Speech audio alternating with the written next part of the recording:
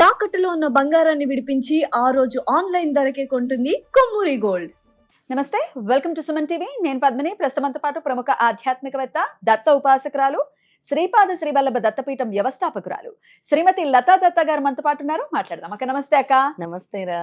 అక్క, సామూహిక గురు చరిత్రలో భాగంగా ఈనాటి ఎపిసోడ్లో 10వ అధ్యాయం. మరి ఈ 10వ అధ్యాయం మీరు ఆల్రెడీ చదివి వినిపిస్తూ ఉంటారు, క్లుప్తంగా తెలియజేస్తారు. అలాగే ఈ అధ్యాయం చదివితే ఉండేటటువంటి ఫలశ్రుతి కూడా తెలియజేస్తారు కాబట్టి మరి వినిపిస్తారా? తప్పకుండా పద్మిని. 10వ అధ్యాయం ఏంటంటే, భగవంతుడు ఎక్కడ ఉన్నా కూడా, అంటే మనకు కనిపించినా కనిపించకపోయినా ఆయన యొక్క ప్రెజెన్స్ మనకి దత్తభక్తులందరికీ నేను చెప్తూ ఉంటాను. మనము అనుభవించేవే అంటే ఎక్స్పీరియన్సెస్, భగవంతుడితో ఈ ఎక్స్పీరియన్సెస్.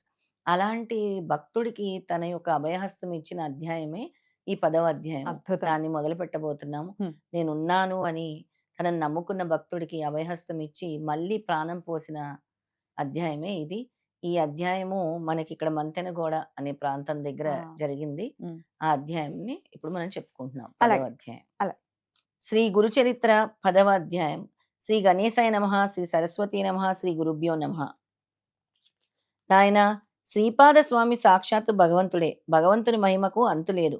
ఆయన ఏమైనా చేయగల సమర్థుడు. మొదట ఒక్కడగా ఉన్న ఆయన తర్వాత త్రిమూర్తుల రూపం ధరించి వేరువేరు కార్యాలు చేయటం లేదా? శ్రీపాదులు ఆ త్రిమూర్తుల స్వరూపమే. ఆయన మహిమకు సంభవము అసంభవము అన్నదే లేదు. ఆయన అంతర్ధానం అయ్యాక కూడా ఆ క్షేత్రంలో తమను ఆశ్రయించిన భక్తులకు రక్షిస్తున్నారని తెలిసే దివ్యలీలను చెప్తాను అని చెప్పారు. కాశ్యప గోత్రికుడైన వల్లభేశుడనే బ్రాహ్మణుడు వాణిజ్యం చేసుకుని జీవిస్తుండేవాడు. అతని కుటుంబం చాలా పెద్దది. కురవపురంలో అంతర్హితుడైన శ్రీపాద స్వామి తమను సేవించిన భక్తులకు రక్షిస్తూ సూక్ష్మ రూపంలో ఆ క్షేత్రంలోనే ఉన్నారని విని అతడు స్వామికి పరమభక్తుడయ్యాడు. అతడు ప్రతి సంవత్సరము నియమంగా ఒక్కసారైనా కురవపురం దర్శించి స్వామిని సేవిస్తూ ఉండేవాడు. ఒకనాడు అతడు స్వామిని స్మరించి తనకు వ్యాపారంలో మంచి లాభం వస్తే స్వామి దర్శనానికి కురవపురం వెళ్ళి అక్కడ ఆయన ప్రీతి కొరకు 1000 మంది బ్రాహ్మణులకు అన్న సంతర్పణ చేస్తానని మొక్కుకున్నారు. అప్పటి నుండి అతడు స్వామిని స్మరించి ఏ పట్టణానికి వెళ్ళినా అక్కడ స్వామి దయ వలన అతడు ఆశించిన కంటే ఎక్కువ రెట్లుగా లాభం వచ్చేది వల్లభేశుడికి. అందువల్ల అతని భక్తి విశ్వాసాలు మరింత దృఢమైపోయాయి. ఇంకా శ్రీపాద స్వామి తనకు ఐశ్వర్యాన్ని ఇచ్చారు, అన్న సంతర్పణ చేయాలి ఇక అని తను బయలుదేరతాడు. ఎక్కడి నుంచి బయలుదేరతాడు? అతడు తనకు వచ్చిన లాభానికి ఎంతో సంతోషించి తన మొక్కు చెల్లించడానికి కావాల్సినంత డబ్బు మూటగట్టుకొని కురవపురానికి బయలుదేరాడు. 4 దొంగలు అతని వద్ద ఎంత డబ్బు ఉన్నదో పసిగట్టి యాత్రికుల వేషాలు వేసుకొని, మేము కూడా యాత్రికులే, మేము కూడా నీతో పాటు కురవపురానికి వస్తాము అని దొంగలు భక్తులుగా నటించి వల్లభేశుడు వెంట బయలుదేరతారు. వీళ్ళందరూ కూడా అటు పిఠాపురం నుంచి బయలుదేరతారు. వీళ్ళంతా కూడా ఆ దొంగలు అతనిపై పడి అతని తల నరికి అతని వద్దనున్న ధనము అపహరించారు. తర్వాత ఆ సంగతి ఎవరికి తెలియకుండా చేయాలని తలిచి ఆ దేహాన్ని దానం చేయడానికి సిద్ధమయ్యారు. వల్లభేశుడు మరణించే ముందు చివరి క్షణంలో శ్రీపాద శ్రీవల్లభ అని స్మరించాడు.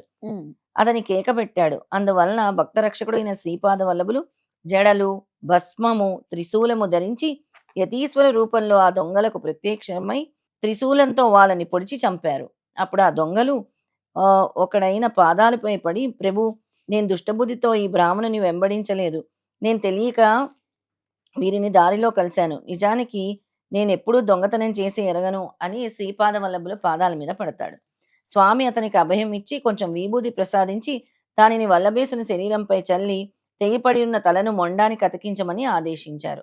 అతడు అలా అతికిస్తుండగా శ్రీపాద స్వామి వల్లభేశుని శిరస్సుపై తమ అమృత దృష్టిని సారించి మరుక్షణమే అంతర్ధానం అయ్యారు.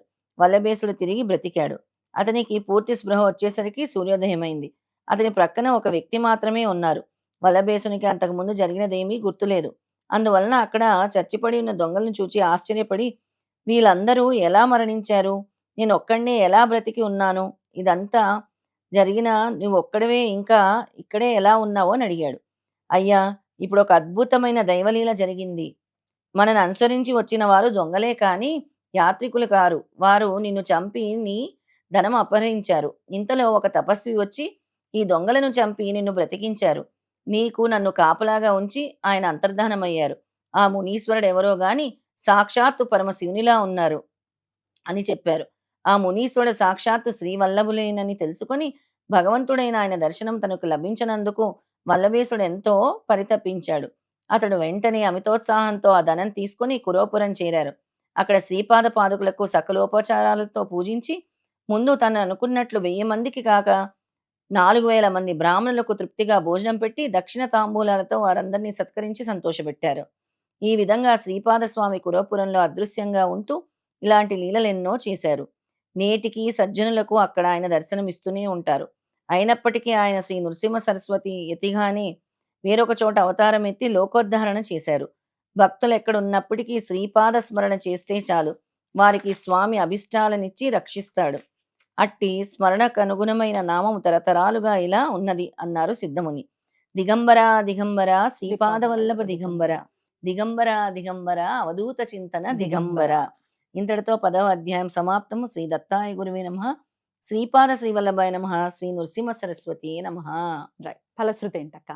మనకి తెలిసి తెలియక ముందు ముందు వచ్చే సంకటాలు అంటే మనకి వచ్చే గండాలు సంకటాలు అన్నీ కూడా ఈ అధ్యాయం పారాయణం వల్ల తొలగిపోతాయి. అలాగే మనకి ధనాదాయం కూడా పెరుగుతుంది అధ్యాయం పారాయణం చేస్తే. ఇక నామస్మరణ చెప్పారు స్వామి. దిగంబర దిగంబర శ్రీపాద వల్లభ దిగంబర, దిగంబర దిగంబర అవధూత చింతన దిగంబర అని ఈ నామస్మరణ మన పీఠంలో కూడా నిత్యం చేస్తూనే ఉంటాం. ఇప్పుడు వార్షికోత్సవానికి కూడా ఇది చాలా విశేషంగా చేయబోతున్నాం. అద్భుతం అక్క. చాలా చక్కగా తెలియజేశారక్క. చక్కగా చదివి కూడా వినిపించారు. మరి మీరు కూడా కంప్లీట్ చేసిన తర్వాత శ్రీ గురుదత్త, జై గురుదత్త అని కమెంట్ చేయండి. అలాగే 10th చాప్టర్ కంప్లీటెడ్ అని కూడా కమెంట్ చేయండి. దీంతో పాటు అందరూ దిగంబర దిగంబర శ్రీపాద వల్లభ దిగంబర, దిగంబర దిగంబర అవధూత చింతన దిగంబర అనే నామజపం చేయండి. ఎంత వీలైతే అంత. అంత. థ్యాంక్ యూ సో మచ్ అక్క. నమస్తే. జై గురుదత్త. శ్రీ గురుదత్త.